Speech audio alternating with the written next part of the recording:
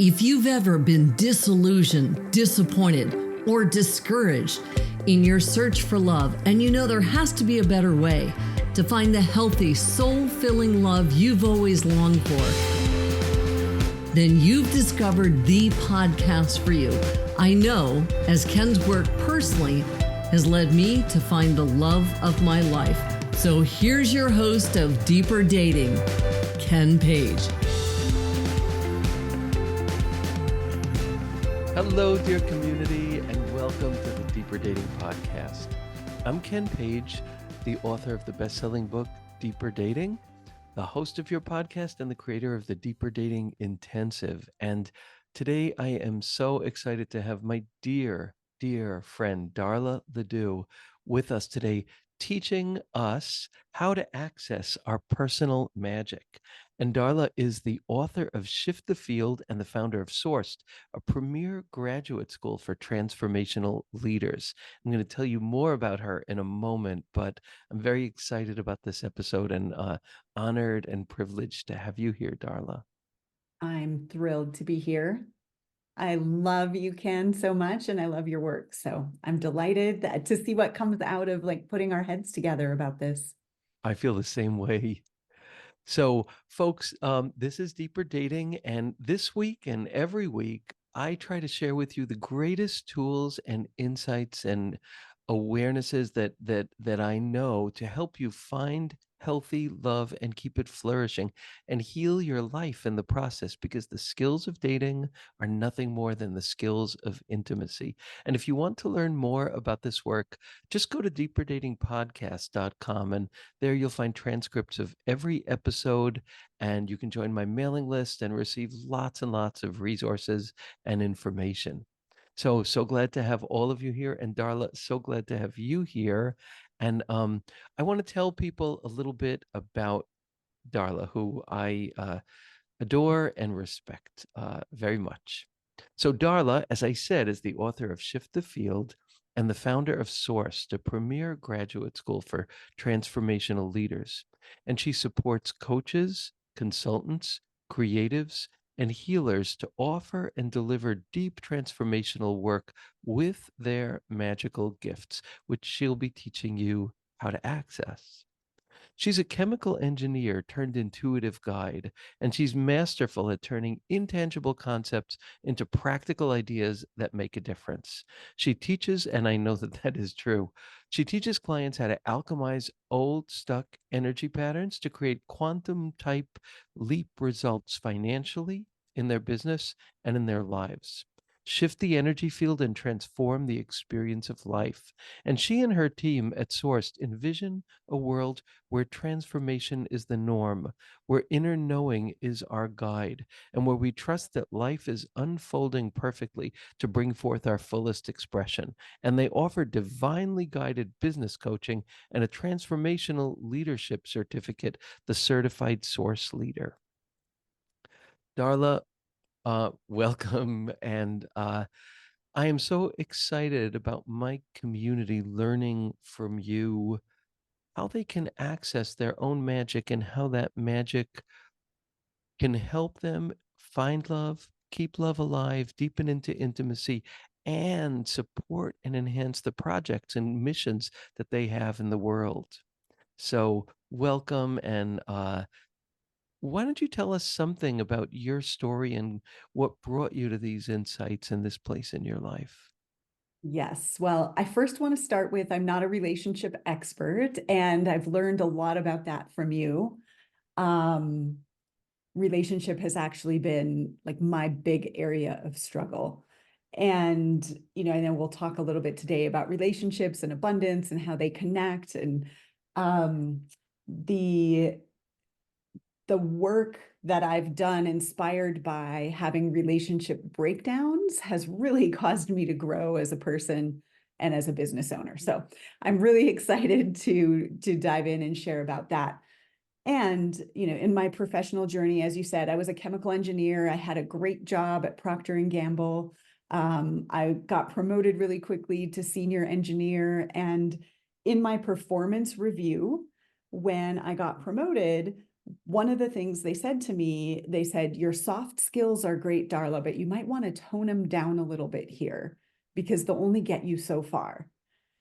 And, this was coming from my boss who I respected. And what he was really saying is, you've got to you've got to prove yourself and your ability to think logically. And, in that world, it was be in the lab and be an actual engineer. I was more of a product engineer. But that the things that I knew actually were the reason I was getting promoted, he was saying were a problem, right? Like Right. my intuition, my ability to connect the dots, my relationship building, which is what helped me get things done, all of that, right? Like kind of tone that down and go this route. So, I now know obviously that was what he was trained to believe. But there was a part of me that believed that Yeah. these softer gifts that I had were not as valuable. That said, at the same time, they sent me into a coach training. So here I'm in this coach training and I'm really discovering energy, right? So there was, we were being trained in what I call being a diversity coach. We were helping people to work well together who had differences. So all about relationship, actually. Right. But to really be able to identify what biases we might have about one another early on so that they didn't get in the way in the relationship.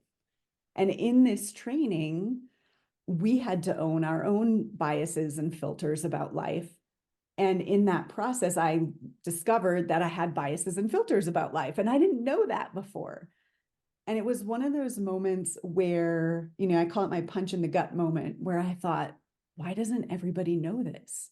And it was like just this deep, deep gut feeling that if I could do anything with my life, it's really spread the word that we can, now my language now would be that we can shift our energy and we can shift our whole life. You found your mission. Yeah, exactly. And then at the same time, I was being told like that's not actually a valuable skill.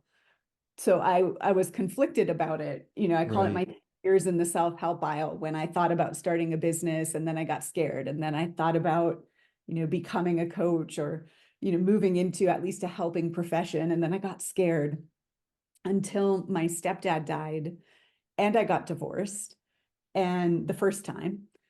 And it was all in the same very short period of time and everything started to fall apart. And in that space, it actually gave me a really profound freedom because up until that point, I was trying to keep it together, do the right thing, look smart, look good. And when things started to fall apart, I actually gave myself permission to try this thing and get certified as a coach and start a business. Wow. And leave Procter and Gamble. Exactly. My stepdad was 52 when he passed. And I was sitting in my cubicle because I had taken all my vacation days. And he had just gotten a promotion. And so there was something in, he finally got the job that he loved and then he died. And there was something in that made me not wait any longer. I was like, I can fail. I just have to find out if I can do this. And the And rest is history. that was 15 years ago.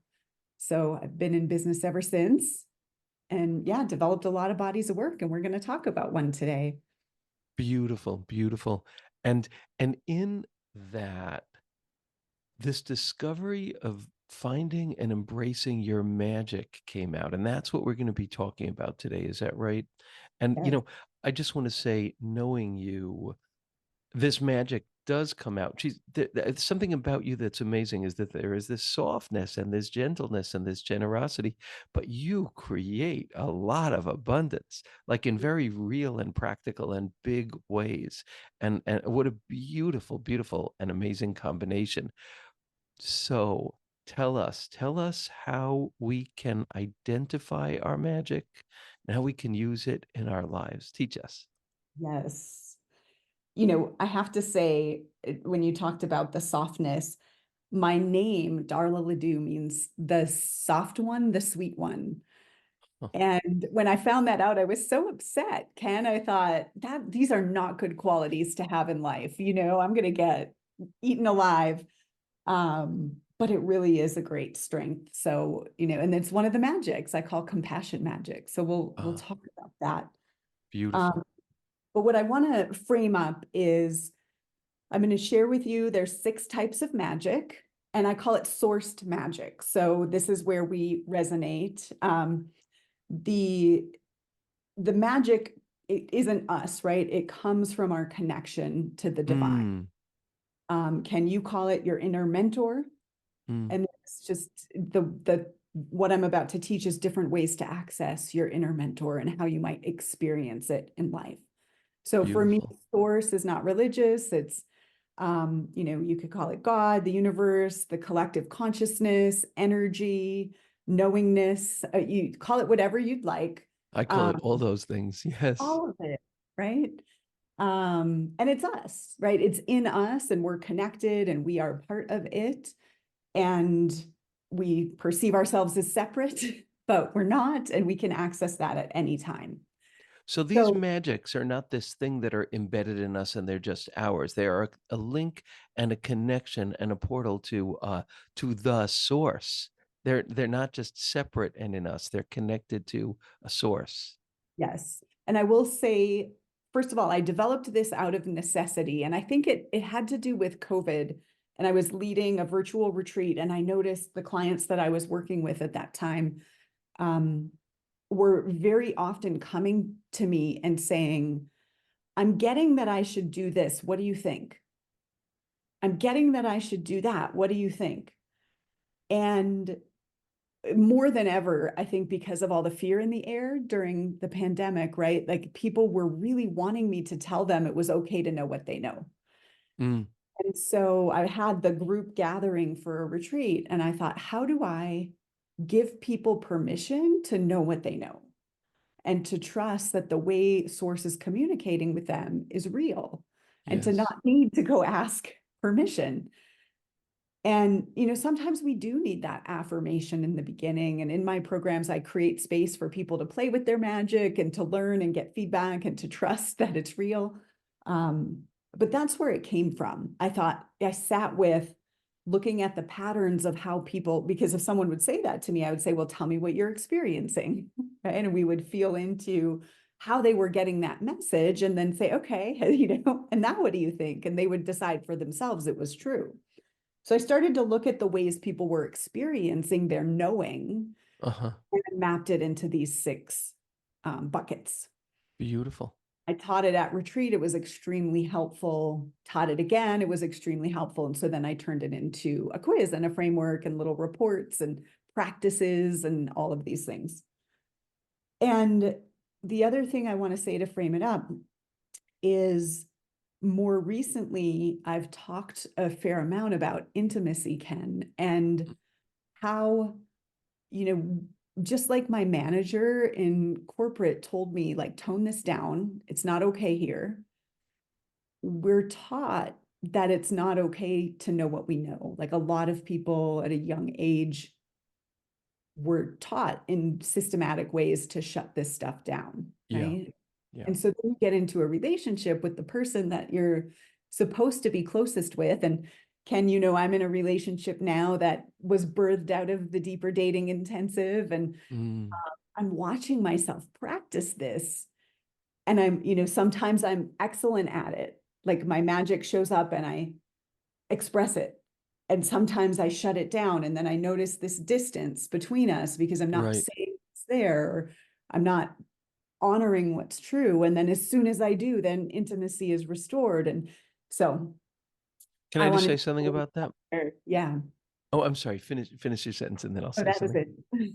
Oh, okay. Well, I mean, what you just said feels like a paradigm that's so important. And I just want to kind of reiterate it, that experience of when we shut our magic down, a distance gets created in our relationship. When we express that magic, when we're with the right person, intimacy comes back.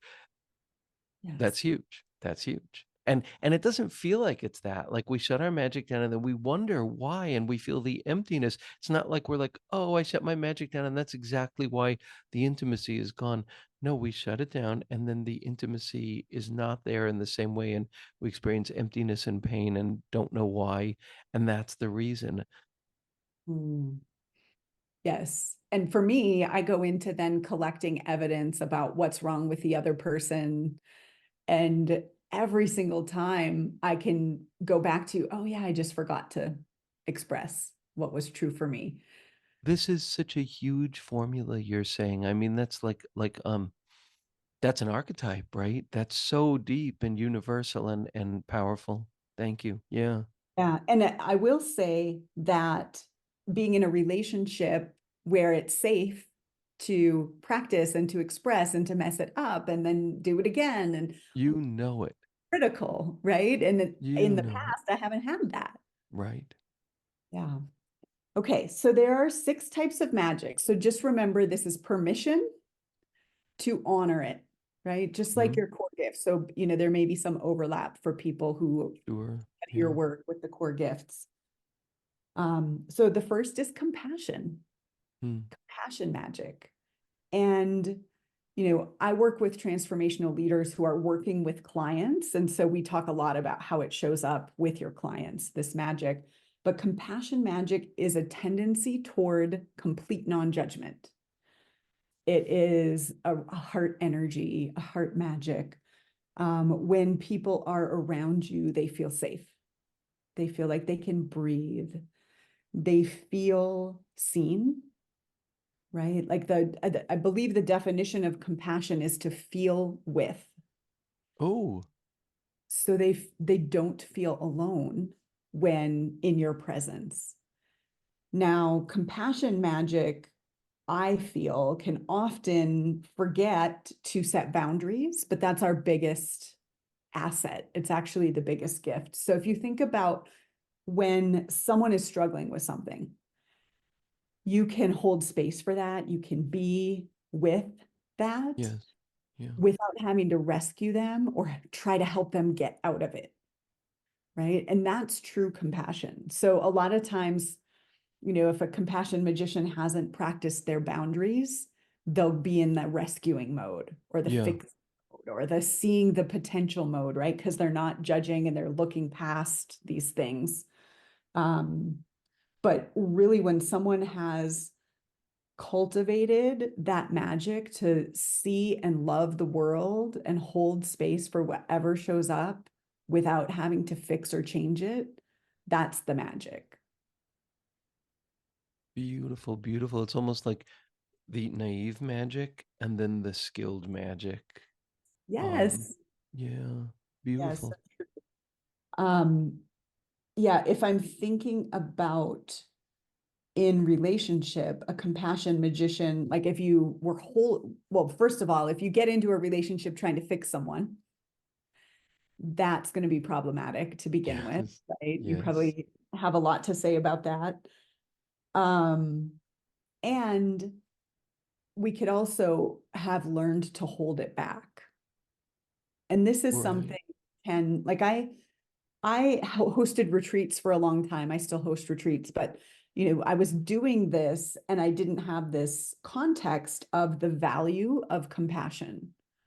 And so I thought people were coming and buying my content, right? So I had PowerPoint slides and workbooks and lots of handouts. And what I learned over time is people were really coming to be in a space of non-judgment so they could see what they hadn't seen about themselves Mm. Mm. and embrace it. And yeah, you know me and my passion for creating safety for people, right? And that's a Yes. big piece of compassion magic is not Beautiful. only am I not going to judge, but I'm not going to allow that in my space. Mm. Beautiful. Yeah, yeah, yeah. So the second is vibration magic. Vibration magic is speaking in energy. So a vibration magician might read the energy of a situation before anything. You know, it's like you walk in the room and you just pick up the vibe. Like Uh-huh. there was an argument that had happened before you arrived, and you just know because you can feel the vibration. A vibration magician also senses the vibration of the words people use. Mm, mm. So if there's a certain, you know, tendency toward words that are negative or judgy or self-deprecating, or like they're going to pick up the field of that. Wow. Some vibration magicians see energy, like see auras, colors. They might literally see the vibrations, like the speed of the vibrations when someone's communicating. A vibration magician, you know, in the world of transformation, so I work with transformational leaders, the vibration magician, it kind of has two things going on. So they will see the presenting vibration, and then they'll also see the soul vibration. And so a little like when I was talking about compassion, you know, and boundaries, like with vibration magicians, there can be a tendency to look at who the person could be at a soul level and not be realistic about the vibration they're actually showing. Mm. Very, very similar to the compassion magic, right? Like being in the kind of pure state and not wanting to really identify what's going on in the kind of more real state.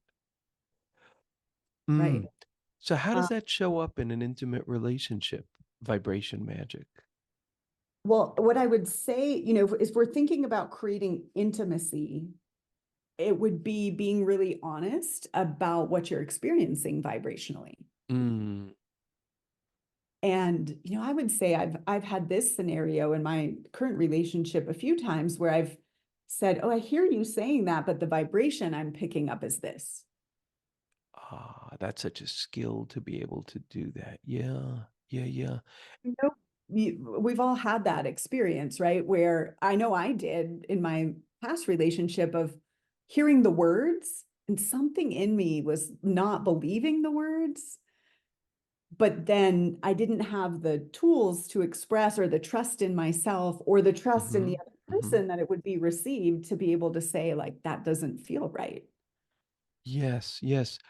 Tell me about the magic and how it applies, like the like the when you're in this magic, if you have this vibration magic and you own it and you embody it, what are you going to be like in your search for love, like your dating life, and what will you be like in your relationship Again, if you're not a integrated with it? So yeah, well, one thing I would say is, you know, a lot of apps are not at the vibration that you would probably want your relationship to be at, like the average, if you took the energy of the Yes. app. So if you're vibration magic and you're entering the app, you might have a tendency to lower your vibration to match or feel Yes. lower after. So I know you would really encourage people to get out in the real world and meet people, to Yeah. use their network to meet people. I would really encourage a vibration magician to do that. Uh, Mm. because it's just like it's a non-negotiable for someone who their primary language is energy. Like you've got to be in your most authentic energy to meet the person that you're a match for. I would Beautiful. so Beautiful. yeah, I would get out in life, and then I do that. I say this a lot in business. So I work with entrepreneurs, right? Heart-centered, you know, magical entrepreneurs. And let's say they're thinking about going to an event to market their business or sponsoring something or whatever. And everybody loves this event, right? Everybody, like, it's so popular and trendy, this event. But if their vibration says no, like it doesn't feel like a vibrational match, doesn't matter how popular it is, you have to trust that vibrational knowing. I And so love I that. would say Yeah. that about, you know, a dating. Um, and this isn't for everybody. This is specifically vibration. Like if you're, um, as soon as we get talked into settling for something, or like if we share with our friends about this person and they look really good and this and that, but it just feels off, and you know, someone might say, well, you're picky, or you should try this, or and talk you into it, that's not good for a vibration magician. Like, they really have to trust that. I love it. I love it. And thinking about this, I'm thinking of someone I know who probably never thought of calling it that, but she has this vibration magic, and I guess I have it some too.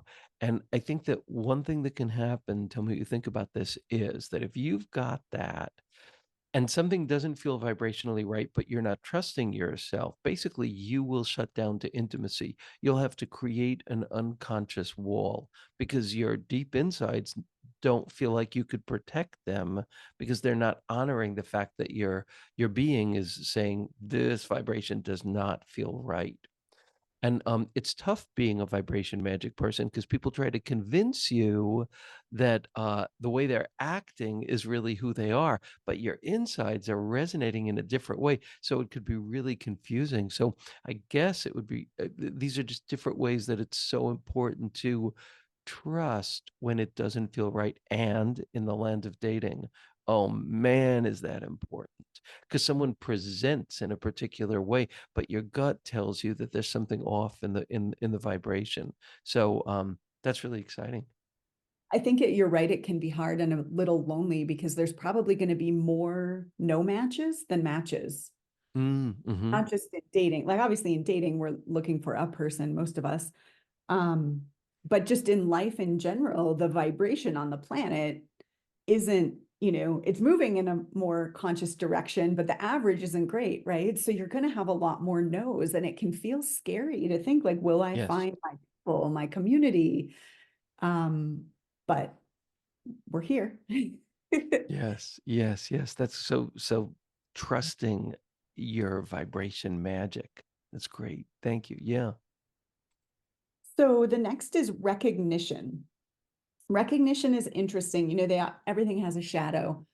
Recognition was my primary, I would say, that I started my business with. It's the one that I kind of knew that I had, which is connecting the dots, seeing patterns, Uh-huh. seeing how things relate. You might be the person who introduces people a lot. You might have a really good pulse on trends because without even knowing it, you're picking up the subtle nuances about the way things are changing. So for me, I see this as like threads that connect, and maybe something drops out of fashion and the thread drops off, and then something new pops up, and then I can kind of see the trend of where something's going. And I honed this growing up in a house with an alcoholic. So Mm. my dad was an alcoholic, and then my mom remarried, and my stepdad was an alcoholic, and he eventually got sober. But there was a lot of these moods that changed. Mm. So there was this deep need to pick up on the pulse of what was happening because it wasn't logical, right? But there was an underlying, I could tell when it was about to be a bad day, right? And then predict it and hide. And so, recognition magic is seeing that, and you might see that in other people. You might see it in whatever you do for work, right? In your marketplace, in your workplace. But it's this, and it's fast, like you just know. So a recognition magician might just know something and then not even know how to explain how they know it. You might see the writing on the wall, Mm. even if it hasn't happened yet. In business, often recognition magicians are ahead. And so if you're someone who's, I know you attract a lot of people in the healing space. If you're talking about a modality or a concept and people aren't registering or they're not signing up, you might just be a year or two too early. Mm. Mm. And, so patience is a really good skill with recognition magic. Sometimes people experience it as like a click of knowing. So this happens for me also. I might see a word, like a random word, and I'll get a click, like pay attention to that word.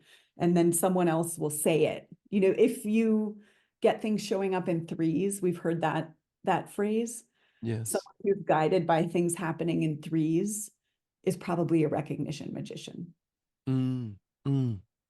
You know, I'm thinking of this in terms of relationships and intimacy, and I'm thinking of it like almost like seeing a pattern of growth or non-growth or evolution that you can kind of see in your partner. I guess if you have that magic, you can see in your relationship and in your partner how they're growing, where they're not growing. It's like you see past, Mm, present, and you get a sense of future and you see how they link together. So there's this like knowing about evolution, this feeling into evolution, which I guess would be a fabulous skill in a relationship because you can kind of chart the arc of where it's going, maybe if you have this magic in a deeper way.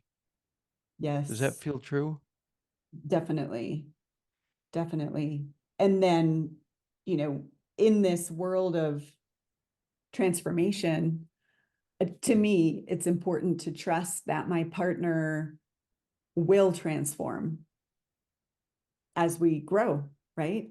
Not that, not at any particular pace or in any particular way, but to be in the conversation for growth and to actually shift things in their life. That's something that's important to me because growth is so important to me.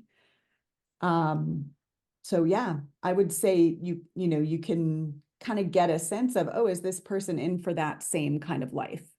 Is I that a love match? that. Yeah, I love that. And I'm thinking about that with dating too, because somebody with this capacity would sense somebody open to growth, somebody on a journey, somebody where you could kind of feel in their presence this movement, this growth, and somebody who's shut down to that and is like static, because you can kind of predict an arc with the people who are static and then with the people who are moving and flowing. And I know in my marriage, that's a really important thing for me, and I guess as a therapist too, this thing of like, "Oh, that's where we were.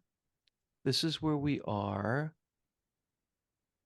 That's movement. Let's have it go this way or that way." So, yeah, yeah, yeah, that's so fascinating. And then the other piece that I just wanna say here with this is, like, I think of building like weaving a rug or weaving a tapestry. When you introduce new threads into the loom, getting a Mm, picture of like how this is going to change the way the tapestry looks. So mm, anyway, I'm thinking about all these things and how they apply in relationships as well, and in your sensing with the new person that you might be with. Like, what's your sensing of what the patterns in your mm, connection and in this person's life feel like? It's very yeah, exciting. right. I never thought of it this way. Yeah. No, I think there's a, because, you know, I know in my experience with my relationship, there was this click of recognition, but then I could see the pattern of like why that click was there. Um, but what we don't want to be doing is like analyzing, you know, oh, they did this. What does that mean? Like it's not a mental thing. Magic is Right. knowing that you, right? So trust the knowing. And the other piece to me for intimacy is to have someone, like if you do have a knowing, maybe it's got nothing to do with your relationship, but it's just, well, really, we should eat here tonight. Or that, you know, that's not going to be a good dining experience. And you just know because you get that knowing, that you have a partner that can trust that, at least most of the time. I And if love you know that. your partner's magic and they, you know, it's kind of like pulling the magic card, like, oh no, I just know. Yeah, that seems like a theme for all of this. All these different kinds of magics is this ability to trust the knowing, huh? Yes. Yeah. Yeah, it's just different access points to knowing, right? It's like the Mm, way that I have seen in my recognition magic, I've seen the patterns of how people know what they know and how they describe it to me in with all the right. clients I've worked with, right? And so, you know, I give people full permission to come up with their own name for their magic. Just like Uh-huh. give Uh-huh. yourself permission to know it. Love that. So the next is sensation magic. And sensation magic is feeling in your body what's Mm. going on in the field. And Say so, more about that. Yeah. yeah, someone with a lot of sensation magic, first of all, for your own personal life, you may get symptoms or like physical sensations or even Mm-hmm. health Mm-hmm. symptoms Mm. that are signals.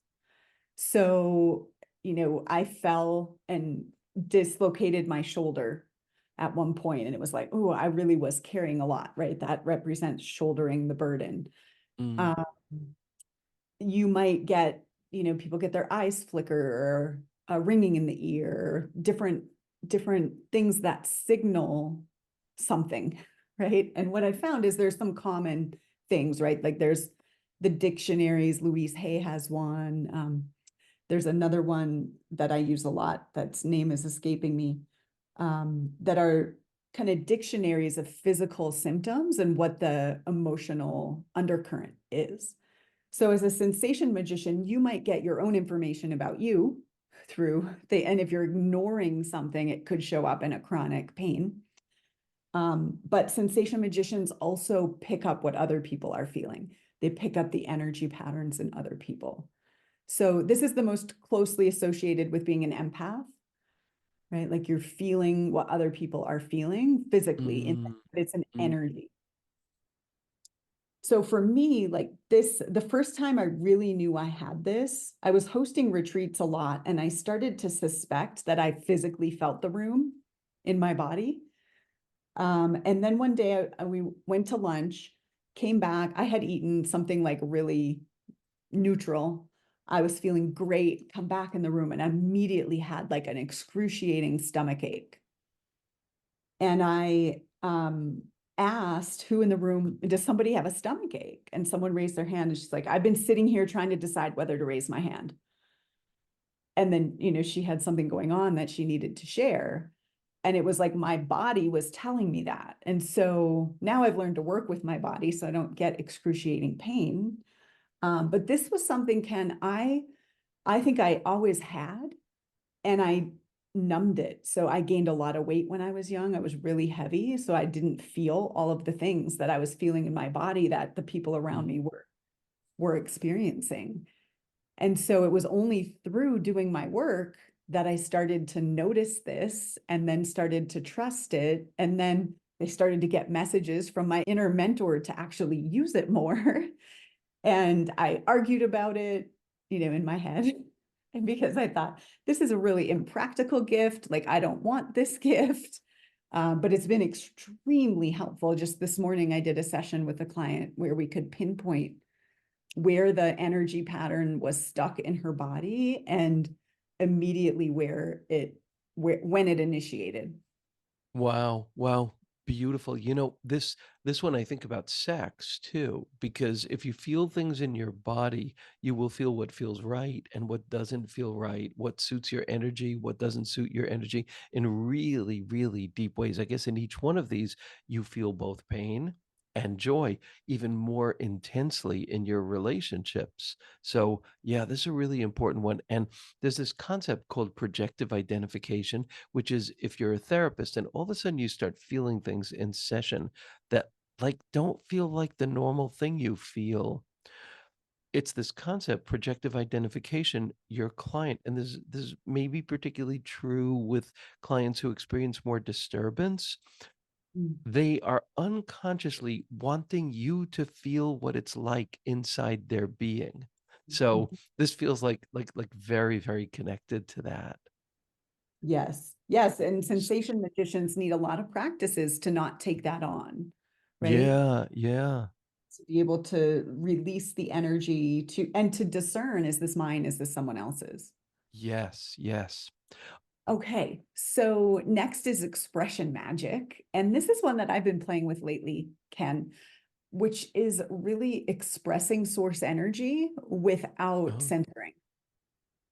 So this could be someone who is a speaker who's really transmitting energy in the words rather than like thinking logically about what the message is. Could be uh-huh. someone who chooses a career as a preacher or something like that. It could be an artist, a Right. musician, right? Like various ways that source energy can flow through us in a way that it creates higher consciousness on the planet. Mm. So in relationship, I think if I think about in work, expression magicians often have the hardest time getting into business because we plan a lot in business. And so the idea of how do I know what I'm going to say in that talk, or, like so much of the advice is to plan it all out and practice and be prepared and have it ready. And an expression magician needs to, I've seen you do this, pause, feel in, and then the words come. And we can't prepare for that. By the way, all of the Right. magic is in the present moment. Life is Ah, in the ah, present moment, right? But this is in right. particular in the present moment, Yeah. And I guess it takes a kind of bravery to go with that because you have to let go of like the guardrails. right? Yeah. Uh, Being and trusting, being in safety, in relationship, critical. oh, so I guess that's really, really important because it's a letting go, right? There's a letting go and a kind of like channeling almost that happens. So how does that feel like in an intimate relationship to have that, like to experience that magic? I'm realizing as I'm speaking about this that I'm not sure how it shows up in my relationship because it's a new gift for me. Um, so I'm getting curious about that. But I do know that with the clients I've worked with who have this really strongly, been a battle because they have really been judged for blurting, for Yeah. just Yeah. being too exuberant, for not making enough sense, Yeah. Yeah. Yeah. in business. These are the people that a lot of times are like, I know I have something to say, and if I just talk enough, I'll get it, it'll come out somewhere in there. But they've been so judged for it that they're so afraid. Yeah, it's such a letting go. It's such a risk. I mean, I'll just share a quick intimacy story with this. So I was dating my husband and we were early in our dating and he's a tech and money guy and I'm a therapist. So, our communication, in some ways is complex in that way. And so I early on in the dating, I knew that this was serious but I needed to talk to him about our going deeper in our conversations. So I went into this kind of place that you're describing. I was sitting with him and I just thought, I'm just going to put words on what's in my heart. I don't even know how I'm going to say it, what I'm going to say. Looked at him and I was going to describe this problem, but I was putting words on what was in my heart. And I said, I think I'm falling in love with you. Those were my words. I totally didn't expect it. He said he knew, and he was not going to say a word because he knew where it was going. I totally think, I guess that's a different kind of magic, maybe recognition magic, which he really has strongly. Um, anyway, yeah, that's just the story of that. Like magic came out because I just did just what you're describing. Yeah. I relate to that. The moments of thinking, okay, if I just present this problem, we'll solve it. But if Right. I really feel into my heart, it's like, oh wait, that's not really, like, let me just be the solution. Right. Right. Yes, Love with the which solution. yeah, yeah, which is something you really do. So I guess we have access to all of these at different points, even though some of them might be like our strongest suit. Yeah, So most people are multi-magical, and focusing on one and honing it really makes a difference because like, you got to own own the value of how it's beautiful. to work through you. Yes. The So we last have is what? Yes. expansion, Mm. expansion magic. And this one's a little bit different, kind of like compassion is a deep belief in non-judgment. Expansion is a deep belief in the abundance of the universe. And so someone who's an expansion magician sees how something can be amplified, Oh, right? I They love see that. you and amplify you. And for some expansion magicians, it's their presence. Like, do you know those people? You ever get in their space? Like the clients I have who are expansion magicians, like you can feel like the energy in the space gets big. Hmm. And when you're in their space, you have better ideas, bigger ideas, but they're instantly able to be in your corner, see past like roadblocks don't exist because the universe is abundant through that Mm. filter. And so they can instantly see the path. And sometimes the blind spot or the shadow is not everybody wants expansion, right? Or is ready for what you see possible for them. I know expansion is one of the most terrifying things there is, as well as one of the most gorgeous. It's really, really true. And I guess in a relationship, like there are those people who see the potential for the future, see like a bigger vision of what you could be as a couple, what your world could look like, what you could do in the world. And there are those of us who don't have that and are limited and in pain because we can't see, I guess, the possibility, the potential, the expansion. So, yeah, I really, really get that. And then, through your framework, it's like, can your partner honor that as a gift in you if you have that? Right, right, right. Because it's scary. Yeah. Or vice versa. And this is something I've seen is expansion magicians almost always have a partner who is very logical, very reasonable, like, Isn't and that interesting? Yeah. and it's I mean, they don't always stay together, but it's like what the magician has to do is do the inner work around what do I fear in myself that they're reflecting back to me. Well, I love it. I love it. Yeah. Yeah. So, with all of these, with all of these, I'm just feeling into how key it is to feel and honor and name yours. Maybe it's a lot of them. Maybe you're, I guess you said most people are multi magical, but how important to put words on this because when you're in an intimate relationship, if you don't have a handle on this, you will feel blocked. You will feel in pain. You won't know who you are. You will feel diminished or you'll diminish your partner. This thing of like sensing into and embracing your magic just feels like everything. Like, how could you be comfortable in the world, in your relationships, in your own skin, if you can't honor and delight in and name your magic? So I love this. Thank you. Yes, I truly believe that if we are each self-responsible for honoring what's true for us, then we're not, putting that on other people to be that for us. And also they can trust us, right? We can trust one another to um we can trust one another to be bringing truth forward, to be intimate, right? In intimacy. Right, right. The world So starts to shift. the world starts to shift, you said? Yeah.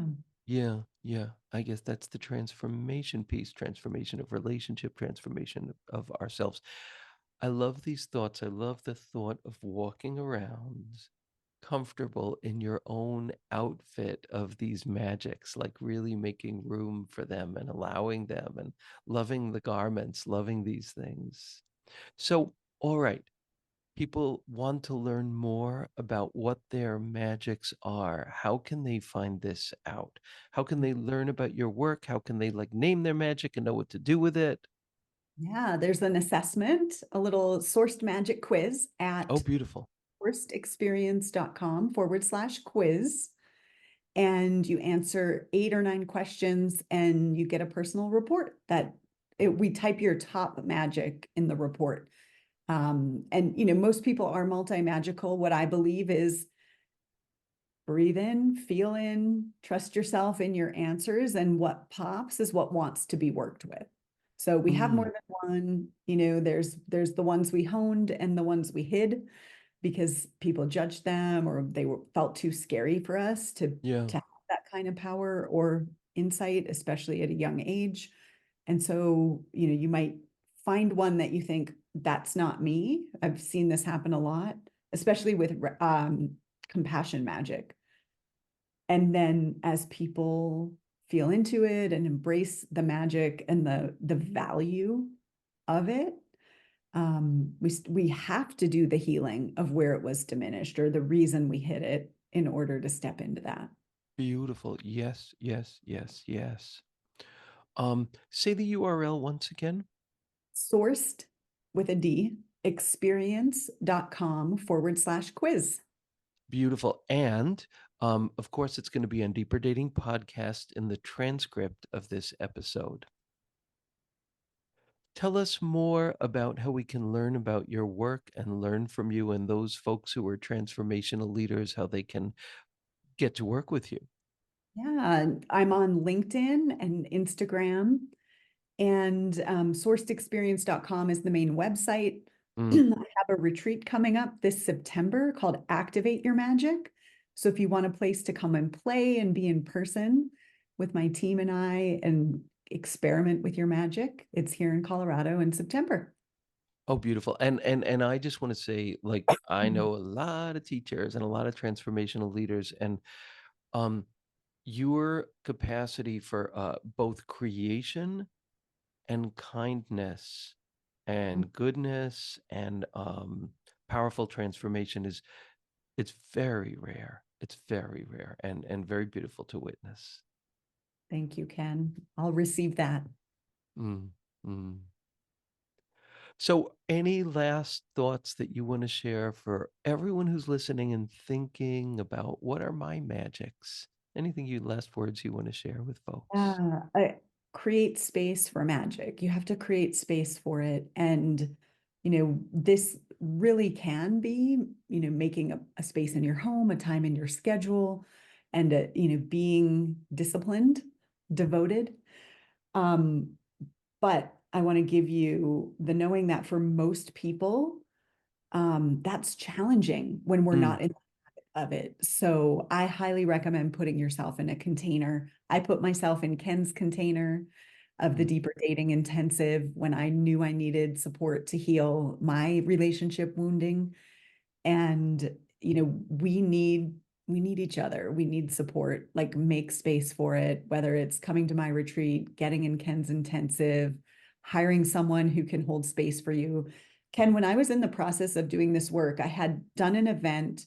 I lost a bunch of money on it because I missed what my magic was saying. I didn't want to hear it. I was following advice instead of myself.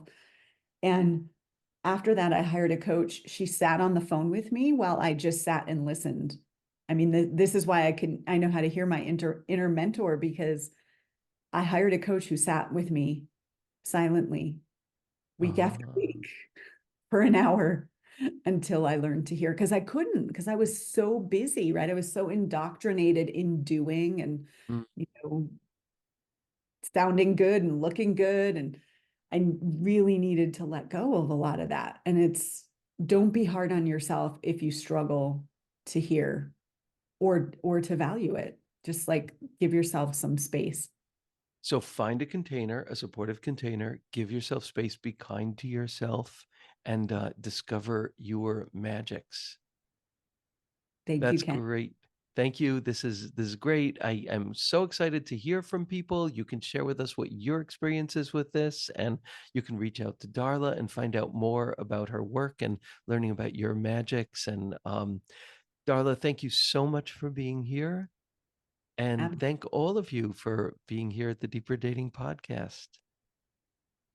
Bye, all.